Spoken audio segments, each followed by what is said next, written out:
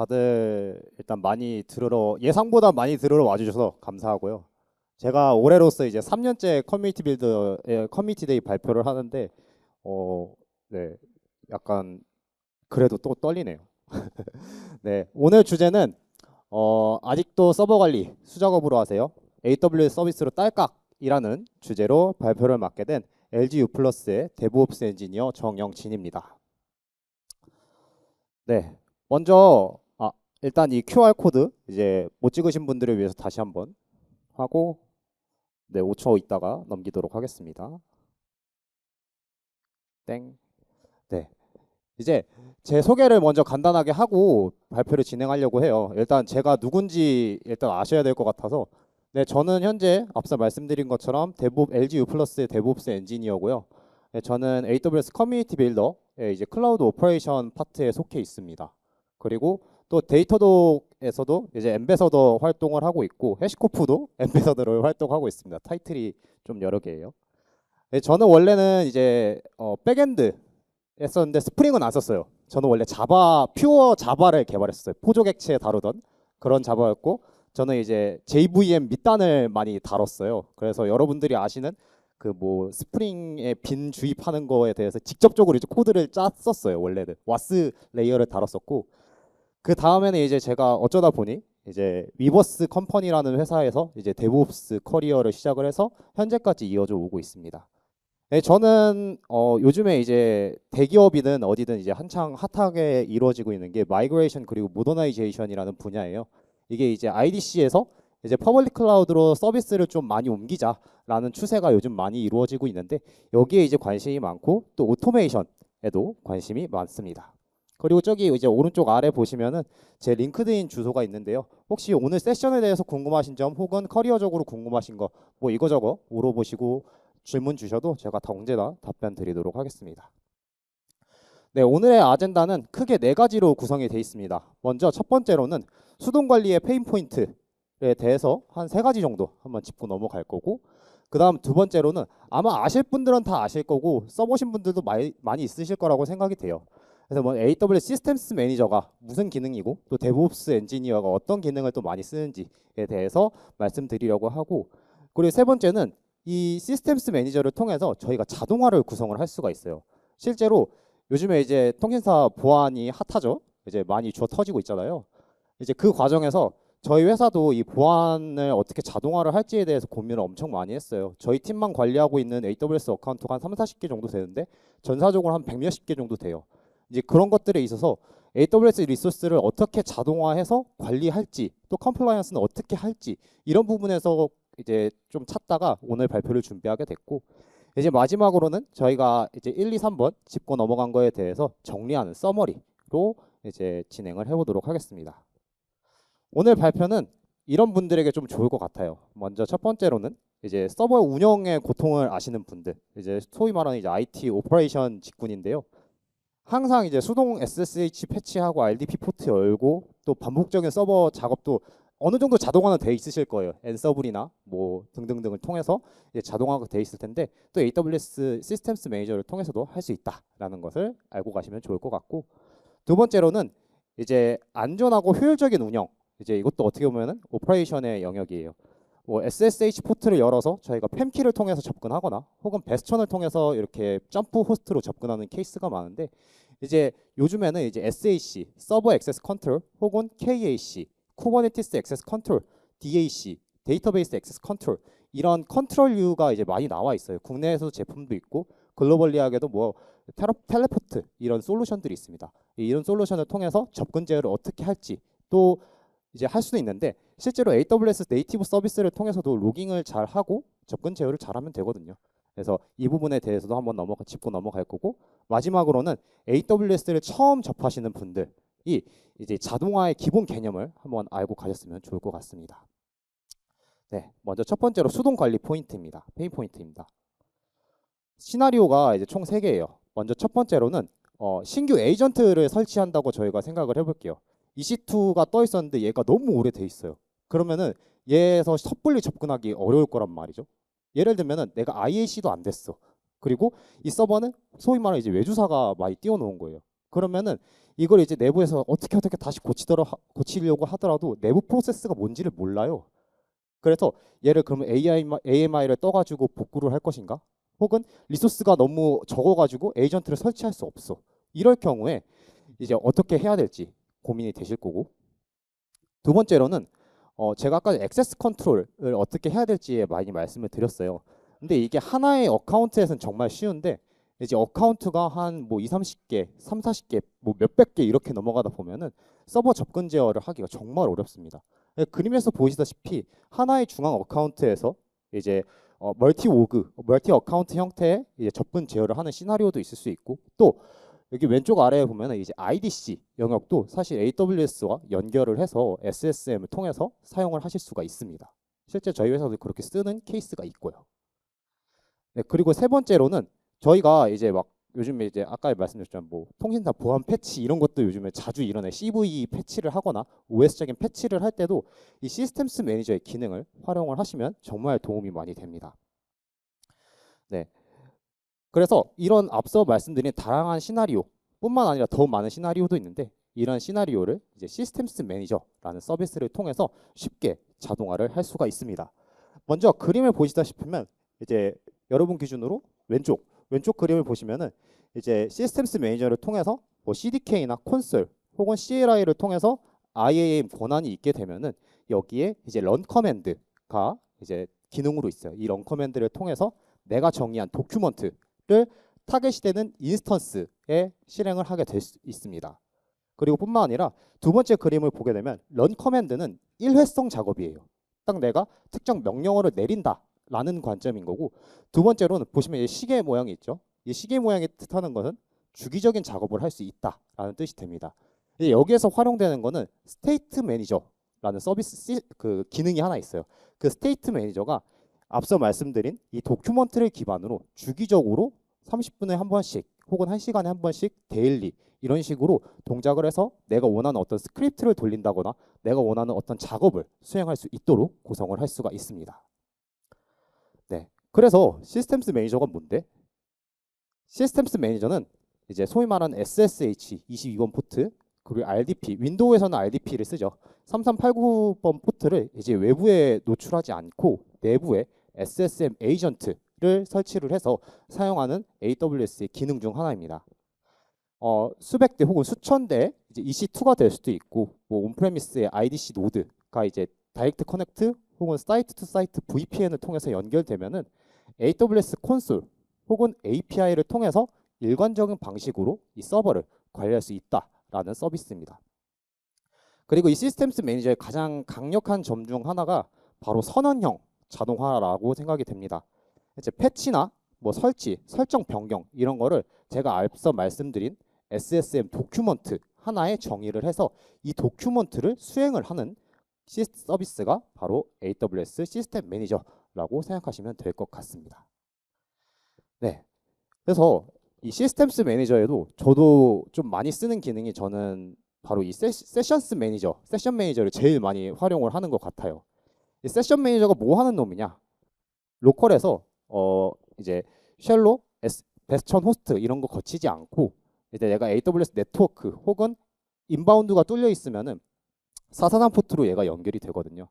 그래서 22번 혹은 3389번 포트가 안 열려도 되고 443 아웃바운드만 열려 있으면 인바운드만 열려 있으면 되고, 또 베스천의 가장 단점 중 하나가 팸키를 발급하는 게 가장 큰 문제예요. 이 팸키는 롱텀 키라고 생각하시면 되고, 이 팸키는 되도록 활용하면 안 된다입니다. 그래서 내부적으로 이 IAM 로그를 EC2에 매핑을 하고, 그리고 이 IAM 롤에 세션스 매니저를 활용할 수 있는 이제 폴리시가 적용이 돼 있으면은 로컬에서도 이 인스턴스 내부에 접근을 해서 EC2 유저로 접근을 해서 뭐 내부에 어떤 쉘을 하건 뭐 내부에 CLI 혹은 뭐 내부의 프로세스를 조회하는 이런 다양한 역할을 할 수가 있습니다. 네, 그래서 보시면은 방식이 다양하게 있어요. 뭐 인터넷 게이트웨이로 뚫린 경우, 뭐 내부에 이제 엔드포인트가 3개가 필요해요. 만약 VPC 엔드포인트를 구성을 하시려면은 EC2 메시지스, SSM, 그리고 SSM 메시지스 이 3개의 VPC 엔드포인트가 뚫려 있어야지 내부 EC2 내부에 SSM 에이전트가 통신을 할 수 있게 됩니다. 만약에 VPC 엔드포인트 3개가 없으면은 인터넷으로밖에 통신을 못해요. 그래서 인터넷이 없는 구간에 있어서는 이제 내부적으로는 VPC 엔드포인트를 사용을 하시면 되겠습니다. 네, 그리고 두 번째로는 파라미터 스토어라는 기능을 많이 활용합니다. 이 파라미터 스토어는 이제 저희가 흔히 사용하는 API 키, 토큰 값, 혹은 뭐 DB 패스워드는 사실 시크릿 매니저에 많이 쓰긴 하는데 DB 패스워드를 참조하는 케이스도 종종 있어요. 또 어떤 특정 설정 값 이런 것들을 이제 관리할 때 사용하는 중앙 관리 저장소, 시크릿 저장소라고 생각하시면 될 것 같습니다. 그래서 이 값은 이제 ECS에서도 태스크 데피니션에 이제 environment로 정의를 하게 되면은 이 ECS가 뜰 때 이 environment를 참조를 해서 파라미터 스토어에서 땡겨와서 활용할 수도 있고, 또 유저 데이터나 람다, 또 이제 이 케이스를 구성하면 저희가 아르고 CD를 많이 활용을 하실 건데 이 아르고 CD에서도 안전하게 참조할 수 있습니다. 그리고 이것 또한 이제 IAM을 통해서 롤 베이스드 폴리시로 접근이 가능하고, 또 이 파라미터 스토어는 크게 3가지 형태의 스트링을 지원을 해요. secured 스트링이 있고 스트링 리스트 이렇게 3가지를 지원을 합니다. 스트링 리스트는 그냥 평문으로 저장하는 거라고 생각하시면 되고, secure 스트링은 이제 KMS를 통해서 암호화해서 저장하는 방식이라고 생각하시면 돼요. 그래서 유저가 이 파라미터 스토어에 접근 권한이 있다 한들 KMS에 대해서 권한이 없으면 접근할 수 없다라고 보시면 될 것 같습니다. 그래서 양쪽을 똑같이 권한이 있는 사람만 이 파라미터 스토어에 접근해서 그 값을 디크립트해서 활용할 수 있다라고 생각하시면 됩니다. 그래서 실제로 간단하게 플로우로 요약을 해보면은 이런 식으로 파라미터 스토어가 있으면은 당연히 IAM 권한을 체크할 거고, KMS에서도 이제 권한을 체크해서 사람이 볼 수 있도록 디크립트해서 활용을 하실 수가 있습니다. 네, 그 다음은 런 커맨드입니다. 이 런 커맨드는 제가 앞서 말씀드린 것처럼 그 도큐먼트, SSM 도큐먼트를 이제 실행하는 주체라고 생각하시면 되는데, 어떤 실행 결과를 이제 중앙에서 관리하고 S3에서 저장해서 활용을 할 수 있다라는 점이 있습니다. 그래서 보면은 이렇게 멀티 어카운트 환경에서도 이 하나의 중앙 어카운트에서 이제 다른 데 날릴 수 있는 권한만 있으면은 하나의 중앙 어카운트에서 여러 어카운트 타겟에 대해서 내가 지정한 도큐먼트의 스크립트를 런 커맨드를 통해서 수행을 할 수 있다라고 생각하시면 될 것 같아요. 그 다음에 어드밴스드는 이제 이 앞서 런 커맨드를 조금 더 활용하는 기능인데요. 바로 스테이트 매니저라는 기능입니다. 이 스테이트 매니저는 어떤 특정 조건을 딱 만족시킬 때 이제 주로 많이 활용하면 좋습니다. 예를 들면은 뭐 제가 데이터독 엠베서더니까 데이터독 에이전트에 이제 XYZ 버전이 깔려 있어야 된다라는 것을 이제 딱 명시를 해둬요. 그러면은 이 스크립트가 주기적으로 돌아서 뭐 체크를 해서 만약에 다른 버전이야 하면은 다시 깔도록 할 수도 있고, 혹은 뭐 NTP 설정은 사내 서버를 바라봐야 된다 했을 때 내가 새로운 인스턴스를 띄워놓는데 여기 NTP 서버에 대한 설정이 없어. 그러면은 이 스테이트 매니저가 돌아서 또 쉘을 통해서 접근을 해서 NTP 설정이 안 돼 있네? 그럼 설정을 해. 이런 식으로 주기적으로 체크를 해서 스크립트를 돌릴 수 있다라는 점이 있습니다. 그래서 내부적으로 동작이 스테이트 매니저가 결과적으로 도큐먼트를 참조를 하고 EC2 인스턴스에 실행되고, 그리고 플립 매니저를 통해서 이 EC2의 상태를 확인할 수 있다라는 점이 있습니다. 네, 지금까지 이제 저희가 시스템스 매니저에 대해서 이제 어떤 건지 좀 가볍게 다뤄봤어요. 그 다음은 이제 자동화를 위한 기능 구성에 대해서도 한번 알아보도록 하겠습니다. 이제 시스템스 매니저에는 기능이 사실 저희가 말씀드린 5가지 기능보다 더 많은 기능이 있어요. 나중에 한번 꼭 보시면 좋을 것 같은데, 저는 대표적으로 이렇게 크게 5가지 기능을 말씀드리려고 합니다. 먼저 SSM 도큐먼트, 스테이트 매니저, 오토메이션, 디스트리뷰터, 컴플라이언스, 이렇게 5가지 기능이에요. 그래서 이 5가지 기능이 이런 식으로 엮여 있게 됩니다. 스테이트 매니저는 주기적으로 이 SSM 도큐먼트를 실행을 시킬 거고, 이 도큐먼트는 뭐 오토메이션에서 활용이 될 수도 있고 디스트리뷰터에서도 활용이 될 수도 있고, 컴플라이언스는 이게 돈 게 어떻게 리포팅 된다라는 것을 기록을 하게 됩니다. 각각에 대해서 한번 자세히 알아보도록 하겠습니다. 먼저 도큐먼트는 무엇을 할지를 정의를 하는 일종의 제이슨, YAML이라고 생각하시면 됩니다. 그래서 특정 작업을 수행하는데 뭐 단계나 파라미터를 정의를 하고, 예를 들면은 AWS 대시 run shell script라고 있는데 이건 이제 진짜 shell script를 돌릴 때 사용하게 됩니다. 그래서 제일 처음에 SSM 도큐멘트를 딱 눌러서 들어가면은 run PowerShell script 이런 식이 있어요. 이걸 제일 처음에 딱 만들어서 눌리면은 EC2 서버에선 돌질 않아요. 왜 그러냐? 파워쉘이라는 거는 윈도우에서만 도는 거거든요. 그래서 거기를 run shell script로 바꿔줘야지 EC2 혹은 이제 리눅스 계열에서 돌 수 있게 됩니다.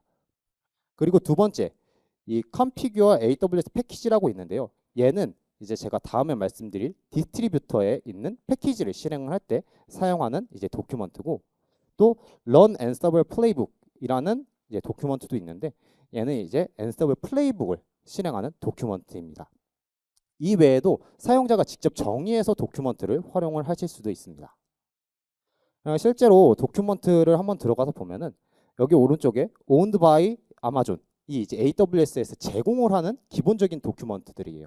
제가 앞서 말씀드린 세 가지 도큐먼트는 다 여기 기본적으로 내장되어 있는 도큐먼트라고 생각하시면 될 것 같고, 그리고 내가 누군가로부터 공유받은 거는 share with me라는 탭에 들어가면은 특정 어카운트로부터 공유받았으면 이런 식으로 shared with me에 등장을 하게 됩니다.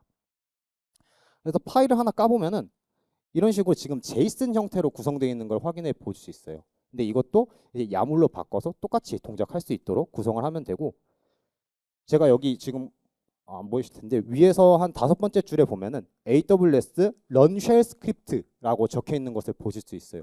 이게 EC2 혹은 리눅스 베이스드의 이제 아키텍처에서 돌 때 저렇게 쓰는 거고, 윈도우 같은 경우에는 PowerShell script라고 적혀 있는 것을 돌려야 합니다. 네, 그 다음은 이제 디스트리뷰터라는 기능입니다. 이 디스트리뷰터 기능은 아마 거의 안 써보셨을 거라고 생각이 돼요. 이 디스트리뷰터가 뭐냐면은 결과적으로는 어떤 패키지를 돌리고 싶을 때, 약간 커스텀 패키지를 돌릴 때 많이 활용을 하는 것입니다. 그래서 데이터독 RPM 혹은 뭐 내가 원하는 어떤 집 혹은 뭐 엔진엑스 이런 파일을 중앙에서 관리하고 버전 관리를 할 때 사용하는 기능이라고 생각하시면 될 것 같습니다. 그래서 이 디스트리뷰터 자체는 그냥 딱 패키지만 저장하고 있는 거예요. 예를 들면 RPM 같은 느낌인 거죠. RPM 혹은 yum, DNF 뭐 이런 것들이라고 생각하시면 될 것 같아요. 그래서 저희가 실제 뭐 우분투 기준으로 apt-get 뭐 업데이트 혹은 apt-get 인스톨을 하면은 패키지를 다운받아 설치를 하는 거잖아요. 그 패키지를 저장하고 있는 곳이라고 생각하시면 될 것 같아요. 그래서 이 패키지를 실제 활용할 때는 아까 전에 말씀드린 AWS configure AWS 패키지라는 도큐먼트를 활용을 해야 이 디스트리뷰터를 실행을 할 수가 있습니다. 디스트리뷰터를 보시면은 여기도 똑같이 AWS own이라고 써 있는 게 있고 또 shared with me라고 있는 게 있어요. 그래서 저희는 이제 내가 원하는 걸 깔고 싶으니까 이 shared with me에 정의된 뭐 땡땡땡 인스톨러를 이제 수행을 하게 되는 거고, 여기에 내부에 보면은 내가 어떤 패키지를 설치를 할 것이고 또 이게 언제 만들어졌고 버전 정보가 어떻게 돼 있는지 이런 값들을 확인을 해 보실 수가 있습니다. 네, 그 다음은 오토메이션인데요. 이 오토메이션은 이제 특정 워크플로우를 돌린다고 생각하시면 될 것 같아요. 아까 전에 런 커맨드 같은 경우에는 특정 커맨드를 딱 한 번 수행한다고 생각하시면 될 것 같은데, 이 런 커맨드 같은 경우에는 중간에 뭐 수동 승인 혹은 조건부 컨트롤 같은 걸 넣을 수 있어서 만약 A를 수행했어. 근데 A가 실패했어. 그럼 뭐? A가 성공했어. 그럼 다음 뭐? 이런 식으로 조건부로 오토메이션을 할 수 있다는 기능이 있습니다. 실제 런북 오토메이션을 만드는 런북을 딱 들어가 보면 뭐 한 번만 실행할지 혹은 뭐 주기적으로 실행할지 이런 거를 또 지정을 할 수가 있고, 그리고 타겟도 이런 식으로 어카운트 단위로도 지정을 할 수가 있습니다. 네, 그 다음은 스테이트 매니저. 이건 제가 앞서 계속 말씀드렸는데 얘는 결과적으로는 주기적으로 어떤 상태를 유지할 때 사용하는 기능이라고 생각하시면 될 것 같습니다. 얘의 단점 중 하나는 이제 최소 단위가 30분이에요. 그래서 저는 어떻게 이걸 사용했냐면 람다로 그냥 5분 주기 크로너를 만들어서 얘를 그냥 트리거 하게끔 만들었어요. 이런 식으로 커스텀에서 내가 30분보다 더 적은 단위로 돌리고 싶어. 그럼 람다 같은 하나의 뭐 이벤트 브릿지로 받아서 특정 스테이트 매니저를 돌릴 수 있는 이런 거를 만들어서 직접 돌리기도 합니다. 그래서 보시면은 스테이터스가 페일이 있고 석세스가 있어요. 이 페일 같은 거는 내가 원하는 타겟이 하나라도 실패하면 페일이에요. 다 성공하면 석세스라고 나옵니다. 그래서 이 시스템스 매니저의 이제 이 스테이트 매니저를 보면은 주기적으로 어떻게 도는지 스케줄 익스프레션도 보이고 또 얘가 라스트 업데이트 언제 됐는지 이런 것도 나오게 되고 실제 돌린 거를 확인을 해보면은 어떤 인스턴스에 언제 시행이 됐고 이게 성공인지 실패인지 이런 값들이 이렇게 나오게 됩니다. 그리고 제가 스케줄을 말씀을 드렸는데 스케줄이 크론 기반으로도 돌릴 수 있고 또 레이트 기반으로 돌릴 수 있고 최소 단위는 30분입니다.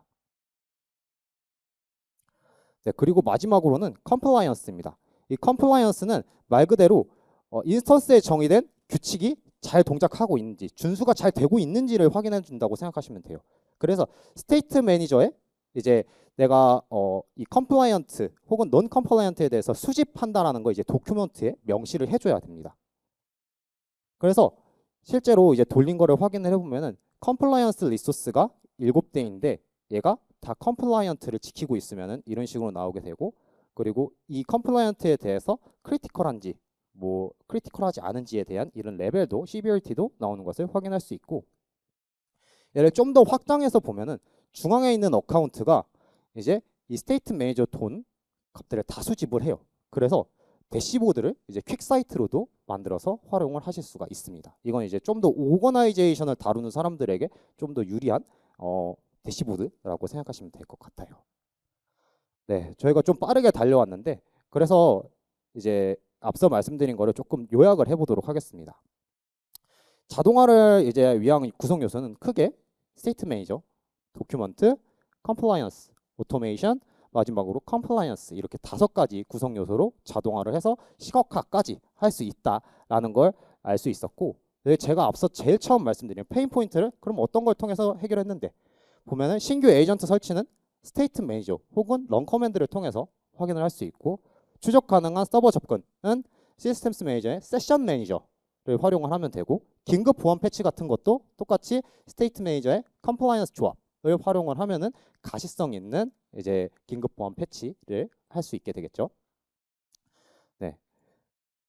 그래서 여러분들이 만약 이 시스템스 매니저를 이제 사용해 보시지 않았다면 오늘 가서 AWS 이거 얼마 안 들어요.